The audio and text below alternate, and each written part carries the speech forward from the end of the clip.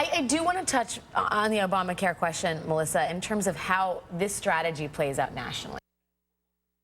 Fellow Republicans who want to create this hostage-like situation. Marco Rubio says that the country is going to blame Democrats. And on FoxNews.com, he said the president and his allies, and even some Republicans, will accuse us of threatening to shut down the government. In fact, it is President Obama who insists on shutting down the government unless it funds his failed Obamacare experiment, also known as settled law of the land. It's time to admit that Obamacare isn't going to work. Decide not to waste a single cent more on it. It's still not too late. This September may be our last best chance to do anything about this disaster. Well, I mean, this is the one reason that I would take issue with the framing you have of children and adults, because in a certain way, you know, children, first of all, once you sort of finally have set out the rule and you said this is how it is, will usually submit. It's giving children a bad name. Yeah, it's giving children a bad right. And also, you know, if you ask kids, like, should everybody have what's fair, even if they don't want to do it, yeah, we should actually sort of all share, you know, the sandbox toys together here. And this unwillingness, I think, is a kind of mean-spiritedness that we typically don't see in kids. But I do think that there's been a